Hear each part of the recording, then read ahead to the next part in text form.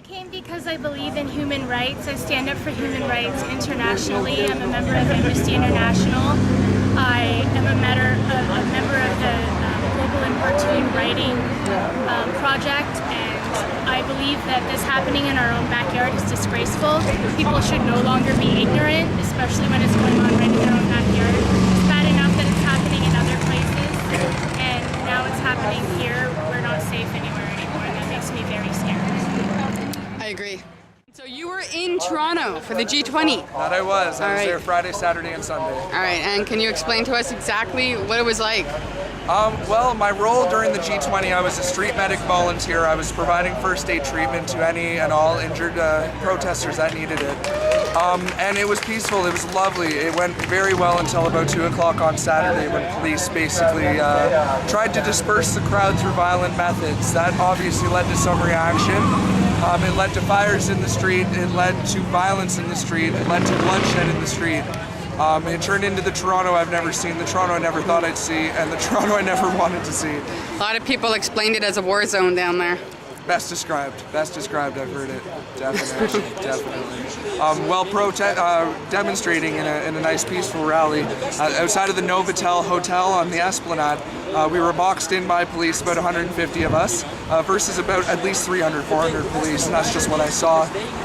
We were all subsequently arrested and detained, a lot of us without charge.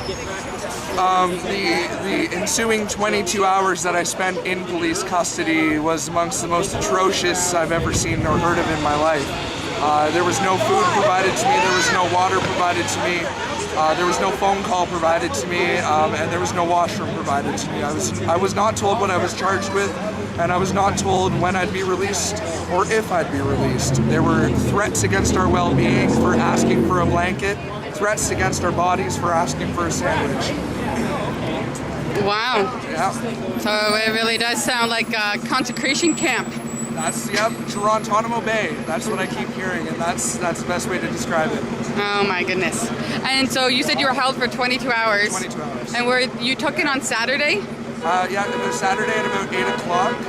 Was that the same one where the journalist from The Guardian was punched in the stomach and then... That was the same protest. That was at the Novotel Hotel on the Esplanade in Toronto. So you actually got to witness this young kid, because what I understand is he was very young, yes, getting beat down. That didn't shock me as much as the 15-year-old girl that I saw punched in the face by actually a police officer from the Edmonton Police Service.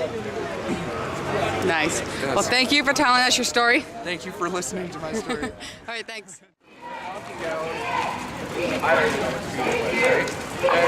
The ISU are the Nazis of the New World Order.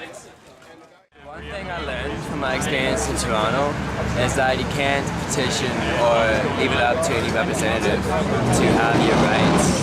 You know, you can't beg someone for your rights and march just to be able to get the time for them to see you, right? The only way you can have your rights is to assert them every day in your life, you know? And that's what people have to start learning. That's why it's good to see protests about people actually asserting their rights instead of asking permission from people that are elected to defend those rights, right?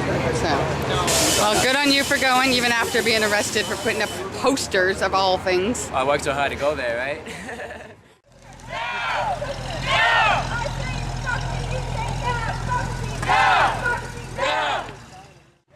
All right, so you were in the G20.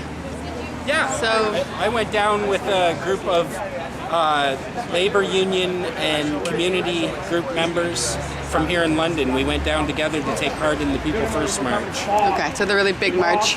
On Saturday, the 26th, right, and we gathered peacefully in Queen's Park, and the police presence was overwhelming almost from the beginning. They seemed to outnumber the protesters, and at different times seemed to be really intimidating. And then that was before I saw real chaos towards the end, when people were getting marched on by lines of riot police, and as we were trying to pull away, they were getting beaten. One of the most disturbing things that I saw was an ambulance empty out with riot police, and I'm not sure how legal that is. Seemed kind of misleading to me.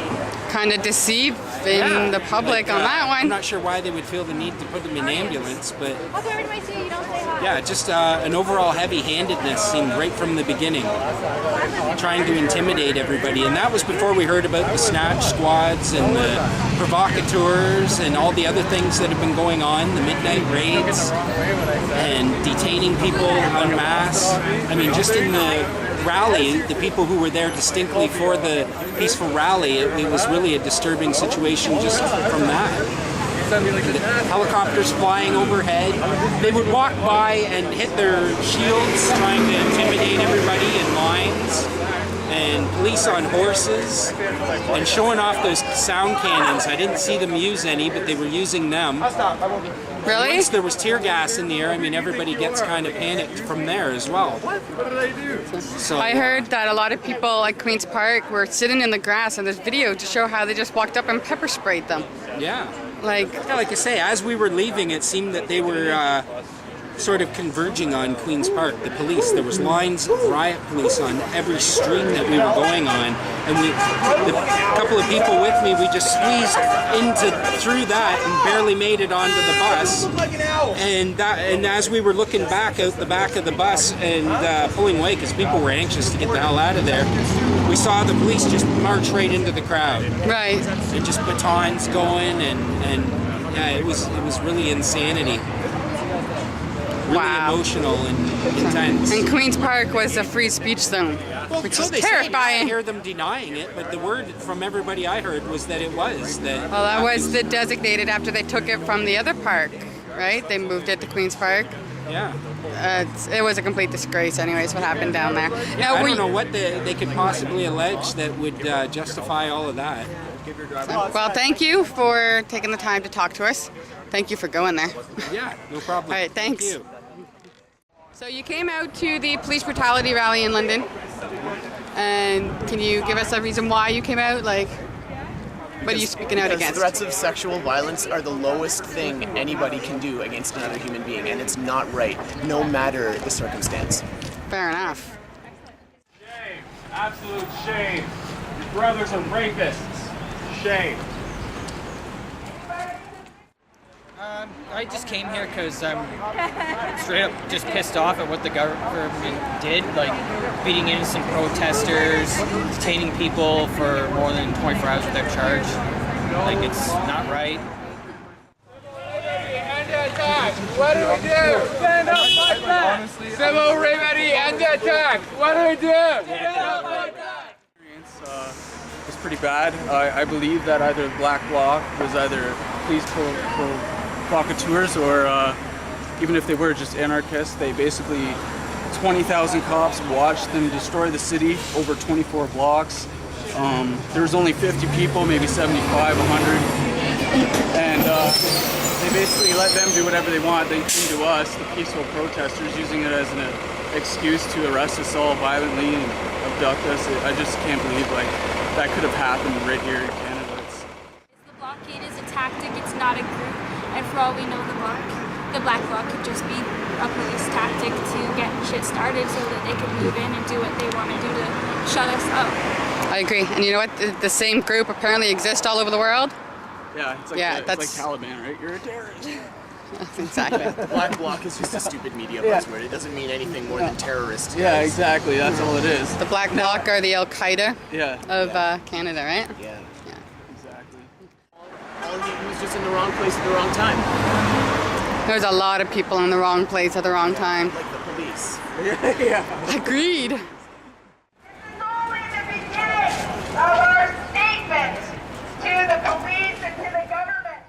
Where was my justice for peace when I was locked up for 26 hours in handcuffs in a cold cage like a rat? Thanks.